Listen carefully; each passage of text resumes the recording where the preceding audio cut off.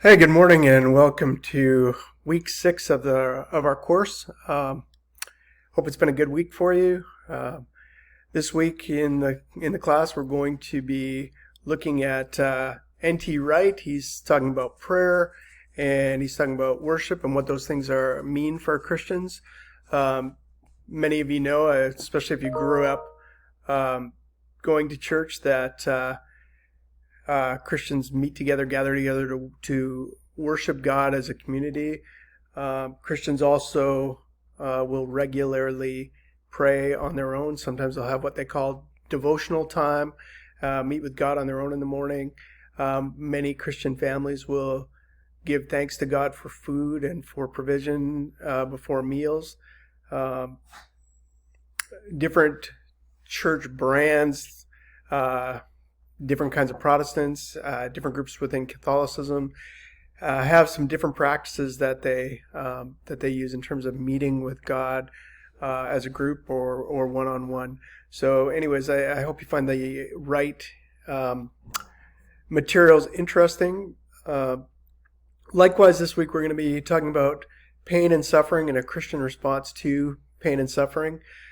So you'll see that there's a chapter from Craig Boyd on suffering. We'll take a look at Job chapter 1 and 2, which focuses on this character Job from the Bible who loses everything that he has and begins to question God. Which is understandable, right? If we lose, many of us have experienced brokenness in different ways, and it leads us to all sorts of different questions.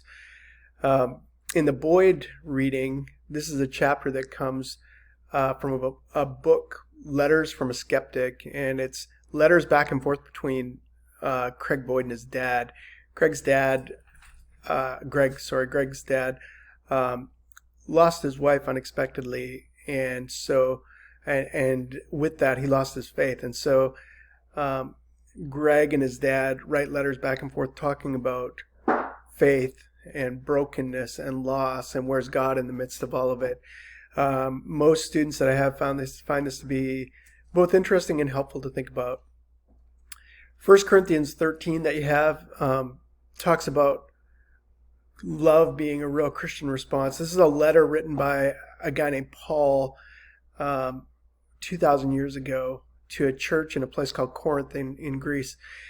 And he's dealing with struggles that are going on within the church, and his response to this church family is to love. And he explains his idea of what love is. And so oftentimes, when you read this, you might find this familiar, especially if you grew up going to church, but oftentimes you'll hear this passage from Scripture read during a wedding. But quite honestly, it's written to a church community that is just dealing with struggle back and forth amongst themselves. And Paul is saying, hey, no, we need to learn to love each other, and love is tough. So it takes patience and kindness and gentleness and these kinds of things.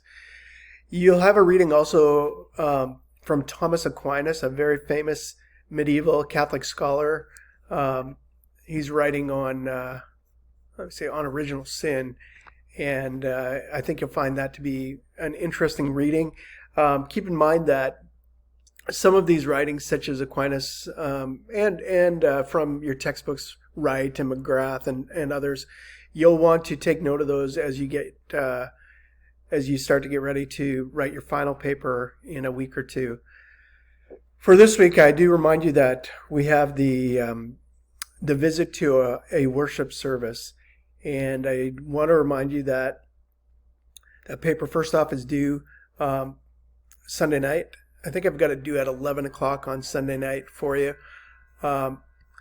You will need to either, if you didn't do it already this week, next week, visit a place of worship.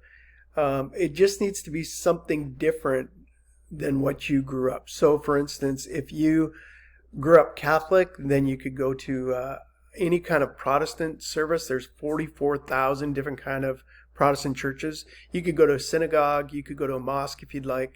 If you grew up Protestant, just don't go to your brand of Protestant church. Try a different one. Try something that maybe is a lot different for you. Remember as you go that your guests, you're welcome to ask questions of the minister or the rabbi or the imam, depending on where you go. But just be respectful. You're there as an observer. You don't need to participate, especially if this is not your religion. You certainly don't need to participate in the worship. You can just be there as an observer, taking notes. People may or may not ask you, what you're there for. If it's a huge church, they probably won't even notice that you're there. If it's a really small church, they may very well notice. Maybe use it as a chance to, if you live in a neighborhood and you pass by a church or a synagogue or a mosque regularly, and you've always been kind of curious as to what it's like, what the service is like in that building, maybe use it as a chance for you to investigate a little. Note that there are pretty clear instructions for this paper, so you'll want to look at those instructions ahead of time and take them into, maybe take them even with you or read them ahead of time so you'll know what kind of notes you might want to take. If you have questions about this assignment, you're welcome to contact me. This is an assignment that I think every section of the big questions in theology class have. It's an assignment that we've been giving for the 10 plus years that I've been teaching at SLU. This is not to in any way convert you. This is not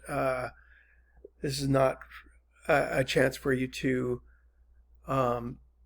make fun, not that any of you would, but make fun of another religion. This is a chance to go in and be respectful and really experience something that's very different for you.